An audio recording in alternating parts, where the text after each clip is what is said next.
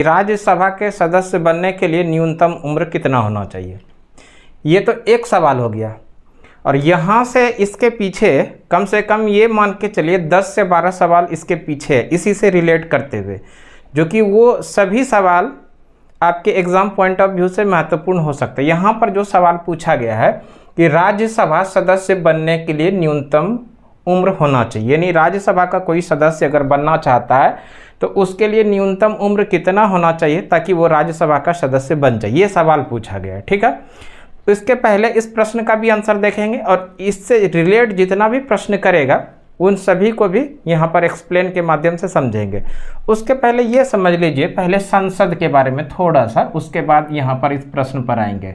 संसद की बात करें, भारतीय संसद जो बना है वो किनसे मिलके बना है, तो आप लोगों को याद रखना है भारतीय संसद मिलकर बना है राज्यसभा, लोकसभा और राष्ट्रपति। P फॉर प्रेसिडेंट यानी राष्ट्रपति। भारतीय संसद में कौन कौन शामिल है, तो राज्यसभा शामिल है, लोकसभा शामिल है और प्रेसिडेंट यानी राष्ट्रपति शामिल है। इन तीनों को मिलने से ही ये संसद का गठन किया जाता है, यानी संसद में शामिल होते हैं। भारतीय संसद में राज्यसभा, लोकसभा और राष्ट्रपति शामिल होते हैं। अब हम लोग आते हैं प्रश्न पर। प्रश्न पूछा गया था राज्यसभा सदस्य बनने के लिए न्यूनतम उम्र कितना होना चाहिए। इस प्रश्न को आंसर देखेंगे, उसके पहले ये समझिए राष्ट्रपति, राष्ट्रपति P फॉर प्रेसिडेंट, प्रेसिडेंट यानी राष्ट्रपति, VP समझ गए आप, V से वॉइस, P से प्रेसिडेंट यानी VP हो गया वॉइस प्रेसिडेंट यानी उपराष्ट्रपति, और हो गया G for governor, G for governor. इन तीनों को बनने के लिए न्यूनतम उम्र जो होना चाहिए वो होना चाहिए 35 वर्ष। कितना? 35। किसको किसको? राष्ट्रपति, उपराष्ट्रपति और गवर्नर, गवर्नर यानी राज्यपाल। राष्ट्रपति, उपराष्ट्रपति और राज्यपाल को बनने के लिए न्यूनतम उम्र कितना होना चाहिए, तो 35 वर्ष। अब देखिए, अब आ जाता है राज्यसभा सदस्य, राज्यसभा सदस्य और विधान परिषद के सदस्य। राज्यसभा सदस्य और विधान परिषद के सदस्यों को बनने के लिए न्यूनतम उम्र जो होना चाहिए वो होना चाहिए 30 वर्ष। कितना? 30 वर्ष। राज्यसभा सदस्य या वॉइस, ये हो गया आपका विधान परिषद सदस्य। राज्यसभा सदस्य या विधान परिषद का सदस्य कोई बनना चाहता है तो उनके लिए न्यूनतम उम्र कितना होना चाहिए, तो 30 वर्ष होना चाहिए। इसके अलावा आप लोगों को जो याद रखना है, लोकसभा सदस्य और लोकसभा सदस्य के साथ साथ में विधानसभा सदस्य, ठीक है, इसको भी ध्यान रखिएगा। विधानसभा सदस्य, इनको बनने के लिए न्यूनतम उम्र जो होना चाहिए वो होना चाहिए 25 वर्ष। ठीक है, लोकसभा सदस्य कोई बनना चाहता है या विधानसभा सदस्य कोई बनना चाहता है तो उसके लिए पहला जो क्राइटेरिया उम्र सीमा, ये उम्र कितना होना चाहिए, 25 वर्ष होना चाहिए। और इसके साथ साथ में याद रखिएगा, अगर किसी पंचायत में चुनाव लड़ना हो, चाहे मुखिया का हो, मुखिया की बात कर लेते हैं। मुखिया के साथ साथ में आप लोगों को याद रखना है मुखिया, सरपंच, मुखिया, सरपंच, पंचायत समिति, इस तरह का किसी भी तरह से, यानी कि पंचायती राज में अगर चुनाव लड़ना हो, पंच का, वार्ड सदस्य का या किसी भी अन्य पोस्ट के लिए, किसी भी पद के लिए, तो उसके लिए न्यूनतम उम्र जो होना चाहिए वो होना चाहिए 21 वर्ष। इसको भी आप लोगों को याद रखना है। तो यहाँ पर प्रश्न जो पूछा गया था कि राज्यसभा सदस्य बनने के लिए न्यूनतम उम्र होना चाहिए, राज्यसभा के बारे में पूछा गया था कि राज्यसभा सदस्य बनने के लिए न्यूनतम उम्र कितना होना चाहिए। अब आप बेहद ही आसानी से इसका आंसर दे सकते हैं, राज्यसभा बनने के लिए न्यूनतम उम्र कितना होना चाहिए, 30 वर्ष। ठीक है, और केवल राज्यसभा के बारे में हम लोग नहीं पढ़े, राज्यसभा के साथ साथ में यहाँ पर देखिए राष्ट्रपति पढ़ लिए, उपराष्ट्रपति पढ़ लिए, राज्यपाल पढ़ लिए। राष्ट्रपति, उपराष्ट्रपति या राज्यपाल को बनने के लिए न्यूनतम उम्र जो होना चाहिए वो कितना होना चाहिए, 35 वर्ष। ठीक, दूसरा है राज्यसभा सदस्य या उसी को राज्यसभा सदस्य या विधान परिषद का सदस्य अगर कोई बनना चाहता है तो उसके लिए न्यूनतम उम्र कितना होना चाहिए, 30 वर्ष।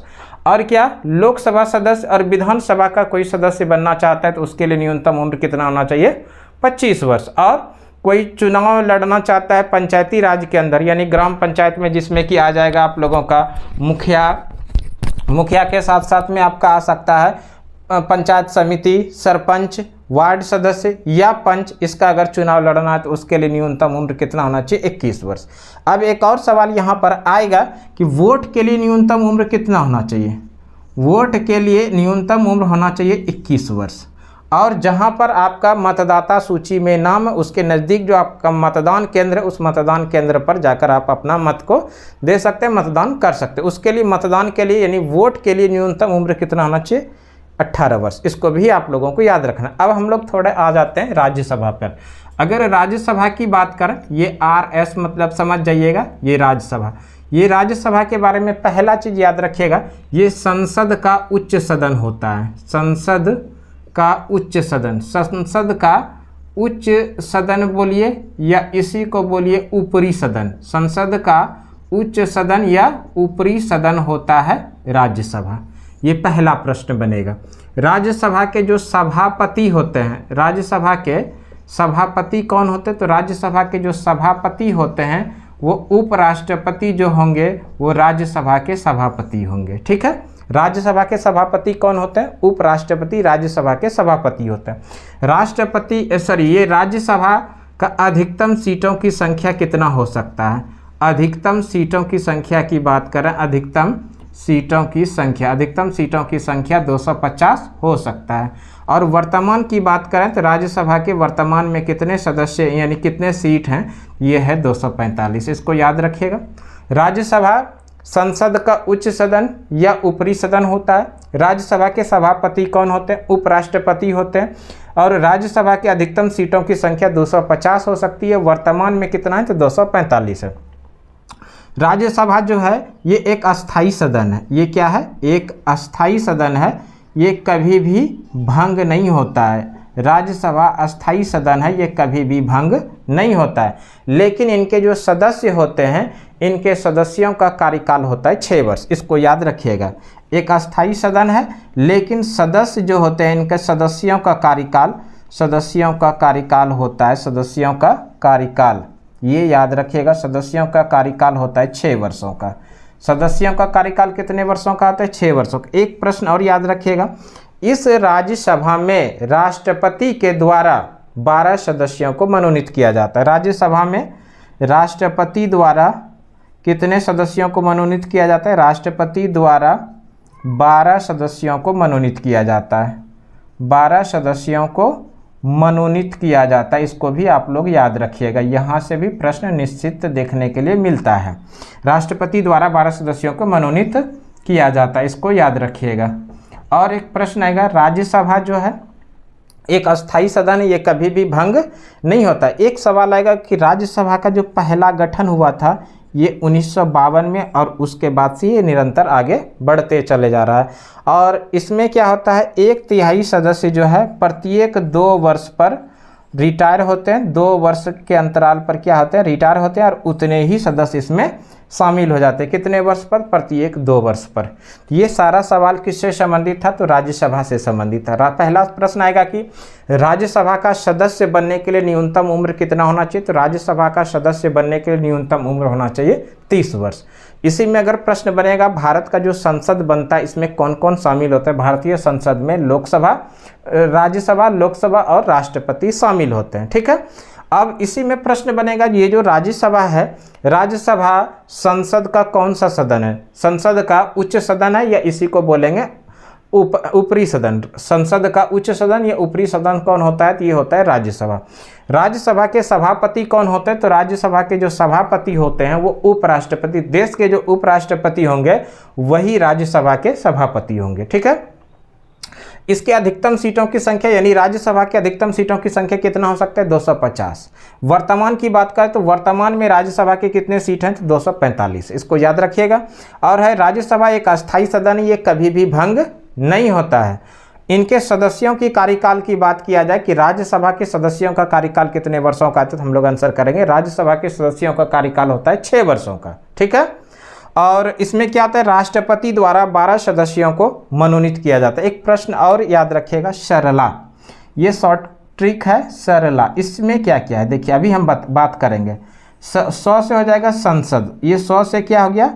संसद। और ये संसद का जो गठन किया जाता है, यहाँ पर जो अनुच्छेद लगता है वो अनुच्छेद 79 है, यानी अनुच्छेद 79 के द्वारा संसद का गठन किया जाता है। अब ये रॉ से हो जाएगा आपका राज्यसभा, रॉ से क्या हो जाएगा? राज्यसभा। राज्यसभा का जो गठन किया जाता है ये यहाँ पर किस अनुच्छेद के द्वारा? तो अनुच्छेद यहाँ पर आएगा 80। राज्यसभा का गठन किस अनुच्छेद के द्वारा? तो अनुच्छेद 80। और लॉ से हो जाए आपका लोकसभा। लोकसभा का जो गठन किया जाता है वहाँ पर अनुच्छेद जो लगता है वो अनुच्छेद 81। तो इसको आप लोग याद रखिएगा, किस माध्यम से याद रख सकते हैं? सरला।